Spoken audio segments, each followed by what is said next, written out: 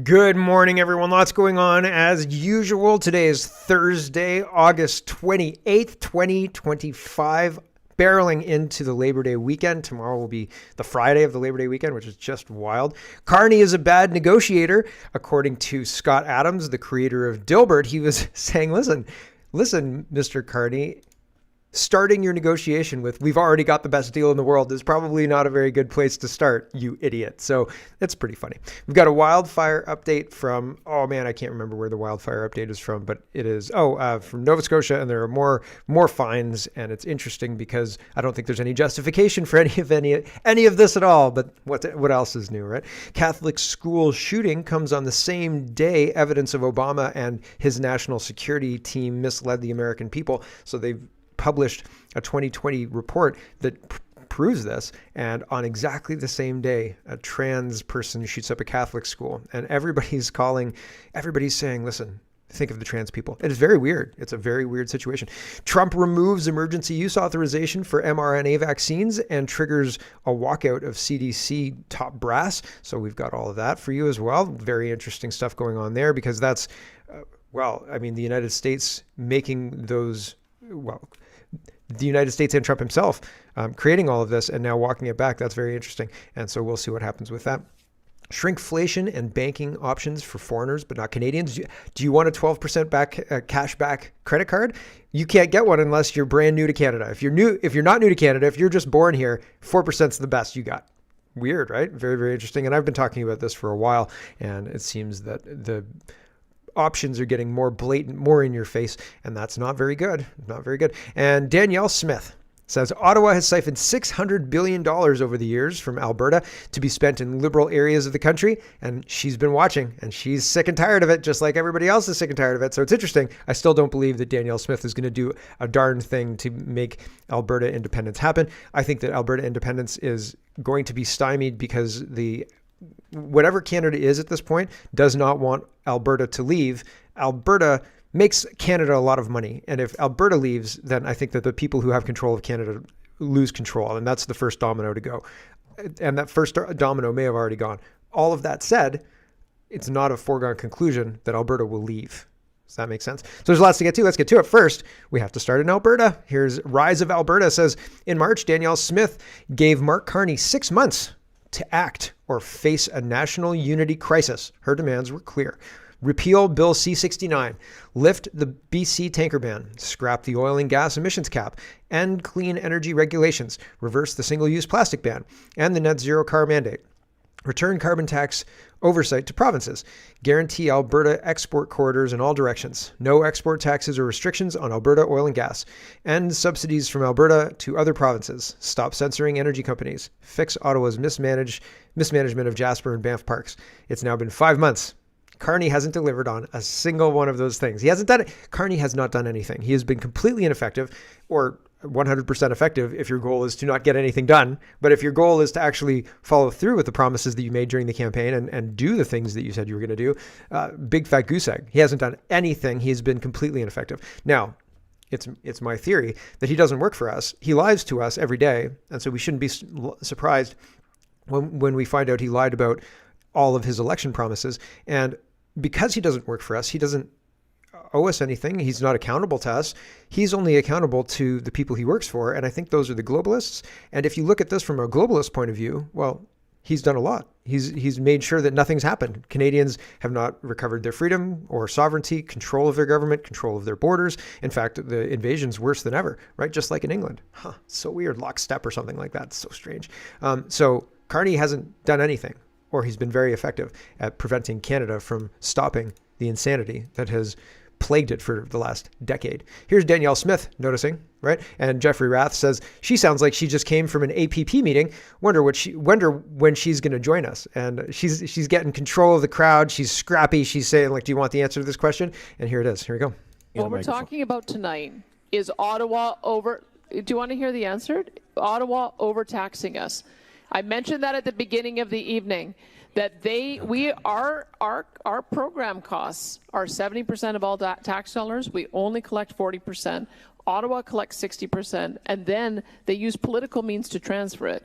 Alberta, year after year, has $20 to $25 billion that is siphoned out of our system to go to Ottawa so that it can be spent mostly in Quebec, but also in other places that vote Liberal. We have been watching this for years. $600 billion in the last 40 or 50 years that have been taken out of this province. You don't think we might be able to do a little bit more on social spending if those $20 to $25 billion stayed here? You don't think we'd be able to cut taxes a bit if those $20 to $25 billion stayed here?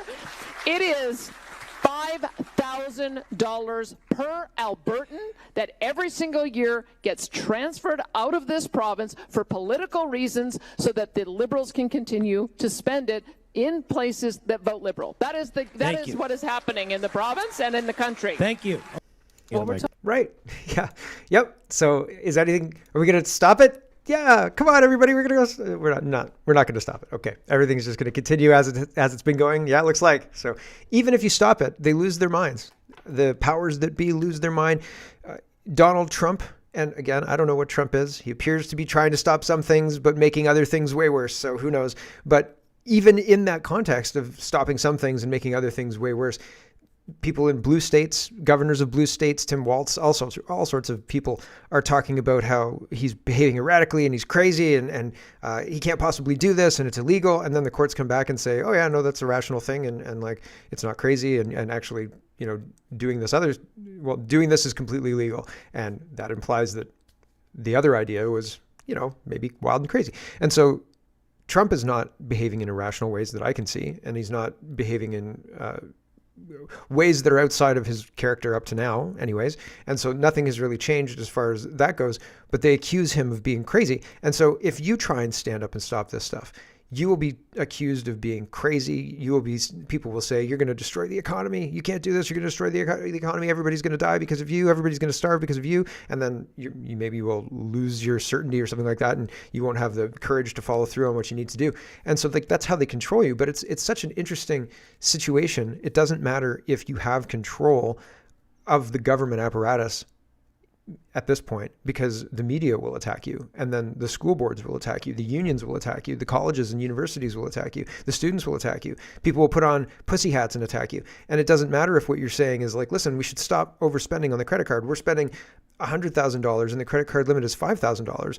And well, there's $95,000 there that we're just racking up on the credit card, and we don't have the means to pay for this. And also $90,000 of that dollars is going to Ukraine. So what?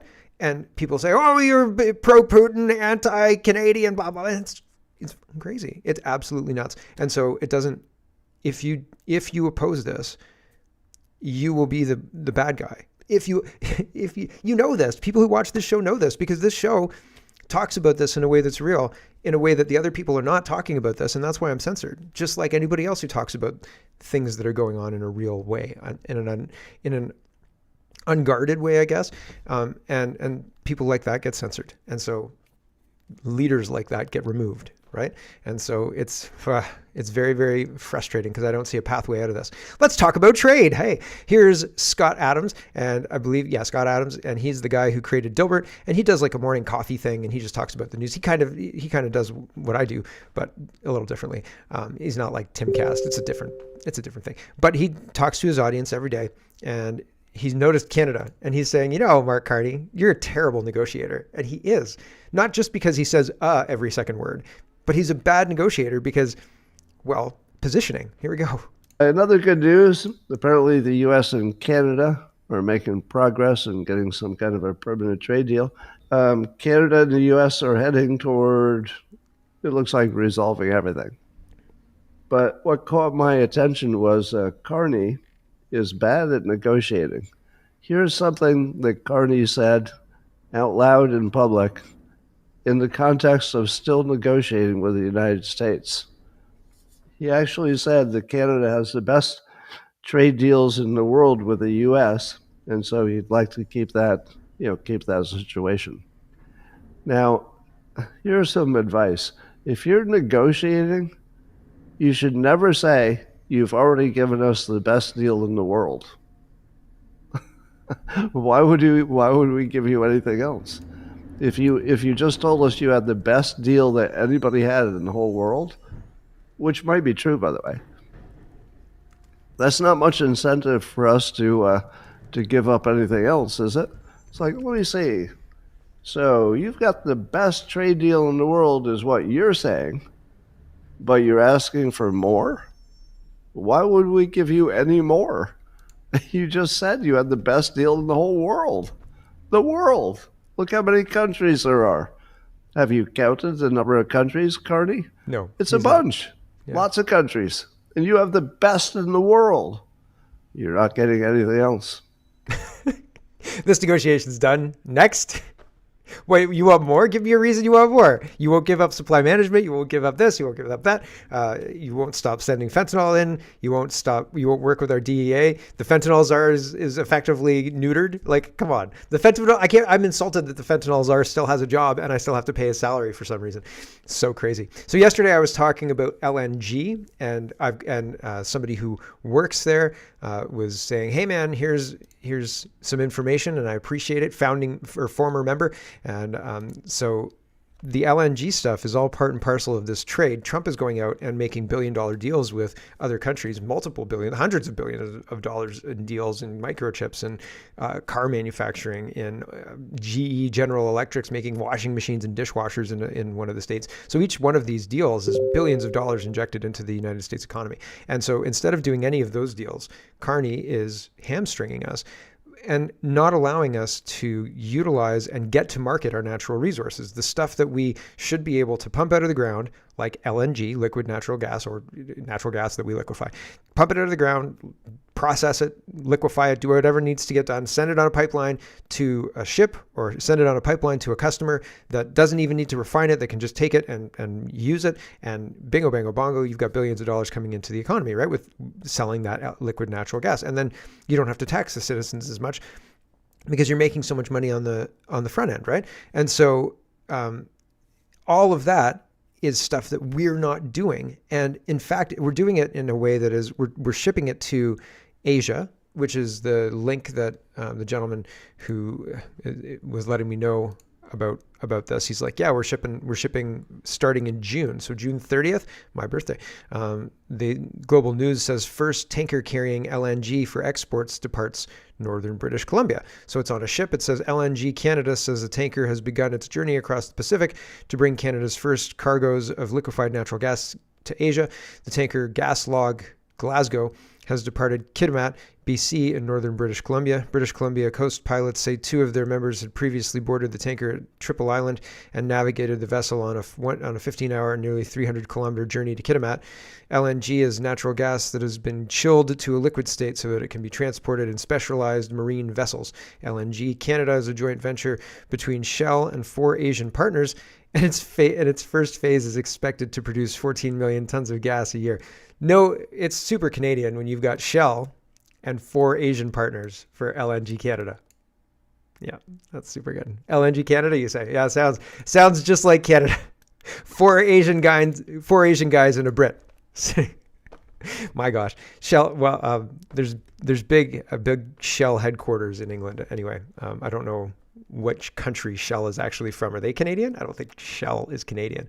Anyway, it's been billed by the federal government in Canada as the biggest private sector investment in Canadian history, $40 billion between the port operation, the Northeast BC gas field supplying it, and the pipeline in between. This report by the Canadian Press was June 30th, 2025. So I just missed this or didn't understand the implication. But at the same time, if we've got tankers who are able to transport all of this LNG from the West Coast, we don't have anything, no kind of infrastructure to transport anything from the East Coast. And is there a plan to start that? Right. So I don't even think we can get LNG to the East Coast to supply Europe or anything like that. Yet, wouldn't that be a priority? If this is going to make $50 billion a year, $30 billion a year, whatever it is, however much money, $10 billion a year, right? However much money it would make to make a $40 billion operation worthwhile to build there. I'm sure that we could make a case for this and get it built, but it doesn't seem like it's a priority. If you definitely had a return, or like probably had a return, it's worth to take the risk, right? But Canada's not taking the risk. right? You spend $10, you're going to get $100, right? And every $10 you spend, you're going to probably get $100 with this very, very good product that people really want. And it only takes you $10 to get it out of the ground, but they'll pay $100 for it, right? And you just keep doing that, and they'll just keep giving you that money. $10 turns into $100. Why wouldn't you keep doing that? Why wouldn't you take the risk, right? And if it costs you $5,000 to get up and running, and then after that $5,000, it's $10 to run it, and then you get that $100, what are we doing, right? And it seems like everybody is just closing their eyes, and they don't care. Here's CBC Watcher, and this is Pierre Poilievre talking about LNG infrastructure being built in Germany. In Germany, they can build it in less than a year, 200 days. In Canada, we can't even get started. Here we go. If you look at Germany, the Germans built a natural gas plant in 194 days. In other words, they actually built it in that time frame, completely built in 194 days. Mr. Carney has been Prime Minister since pretty much the same period, and he hasn't even announced a single project that will be going forward. So he is a big talker and a small doer. So I'm not sure why it takes so long just to decide where we're going to carry out these projects. He knows why it's taking so long. He definitely knows why it's taking so long. He's okay with it taking so long because it gives him more time to politic about it. Here's Tamara Lich, and this is another aspect to trade that we are mostly ignoring. Tamara Lich is, and I've highlighted this yesterday, this news that the RCMP started their investigation and then refused to share information or cooperate with their U.S. counterparts at the DEA, which has left the U.S. officials questioning the magnitude of corruption within the RCMP and the Canadian Border Services Agency. So Tamara is quoting Sam Cooper's article about the RCMP Super Lab and the impact it's having in Canada and the United States with regards to our trade relationship. Here we go. In a bombshell investigation that's rattled both Ottawa and Washington, Canadian journalist Sam Cooper has uncovered what U.S. officials are calling one of the most consequential policing failures in recent history. At the heart of the scandal is a fentanyl super lab hidden in the mountains of British Columbia, capable of producing tens of millions of lethal doses, and a Canadian federal police force that repeatedly refused to cooperate with the U.S. Drug Enforcement Administration. Cooper's reporting reveals that the DEA provided intelligence to the RCMP in 2022, warning of shipments from China tied to a Health Canada licensed firm. Despite this, Canadian authorities refused to act until after the U.S. Treasury imposed sanctions a year later.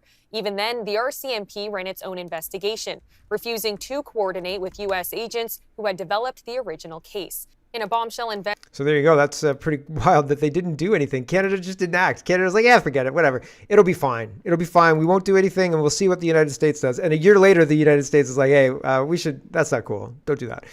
Raquel Dancho says Industry Minister Joly made several false and misleading claims tonight on Power and Politics, some so fanciful that you couldn't make them up. When asked by the CBC if the deal signed with Germany is a phony declaration that is unenforceable with no money attached, she just starts making things up. Check out the clip here. So here's just a short little one. Here we go. Prime Minister has been in Europe, and we heard from Conservative leader Pierre Poilievre, who has been, maybe not a huge surprise, but a bit critical of what's been signed over the last few days with the Prime Minister in particular. And he says that the one deal with Germany on critical minerals is a phony declaration that is unenforceable with no money attached, and he's coming home with nothing of consequence. What's your defense of the government's agenda over there in Europe? What do you say to Mr. Poilievre? I think Mr. Poilievre needs to look at himself in the mirror. When he's describing what you just said, I think he's talking about his own policy. Why do you say that? Because ultimately, he, as the opposition leader, has been talking a lot, but with no action. Never did we hear him that we should get to 3.5% of defense budget. Never did we hear him talking about the fact that our armed forces should get a pay raise in order to recruit better and to make sure that we could support our strong men and women. Never did we hear that we should increase defense procurement to make sure that we build more in Canada. Never did we hear from... Weird. What a weird position to take. He didn't roll out the plan that I wanted him to roll out, and so I think that he is invalid, basically. And I think that her position is, well, she just speaks And I don't think she really knows what she's talking about, but she does speak talking points, right? She'll say what she's told often, I think. The food professor says with tariffs, Quebec will donate rather than destroy expiring U.S. alcohol, minister says. So here's a 70 of vodka. Drink it before Friday because it's expiring, right? Like, that's great. Wonderful.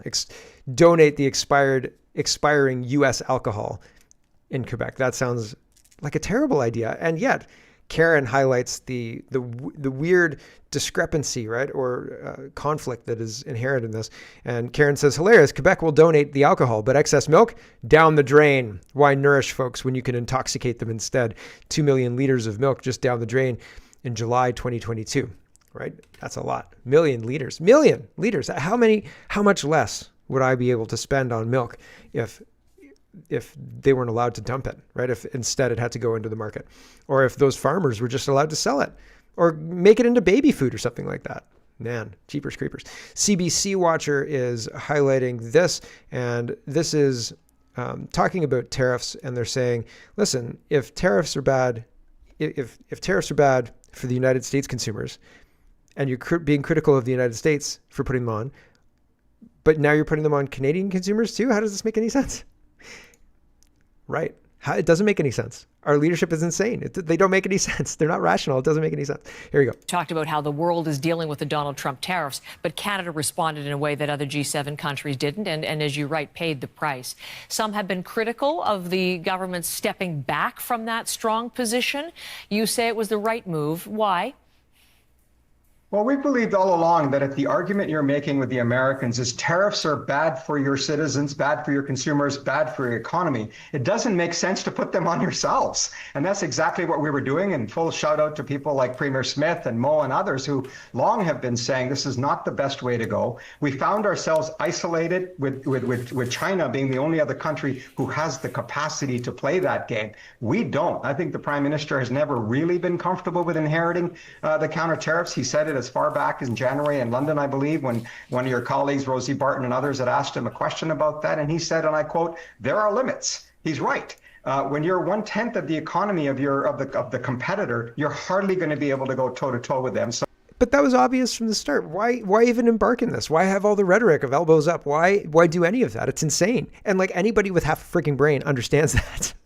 If you're going toe to toe with somebody who has 10 times your resources, that's the end of the story. You're going to lose most of the time, right? And there's that one time, maybe 2 out of 10 times that you might have, well, not even, I don't even think 2 out of 10 times, but you might have a shot, but it's not, I don't think it's worth staking the whole country on, right? So anyway, regardless of that, I think that we've been governed in a stupid way on purpose. And I think they damn well know it. And I've got to say goodbye to the stream. So thanks for watching, everybody on the stream. We're going to do shrinkflation. Do you know that your saltines have shrunk, right? This is April. This is May. So, and there's more shrinkflation news. This girl's from Nova Scotia, but she talks in gallons. Do you guys measure things in gallons out in Nova Scotia? In Ontario, it's firmly pounds. And I'm like 6 feet tall and things are measured in pounds. So that's weird. Anyway, thanks for watching, everybody on the stream. If you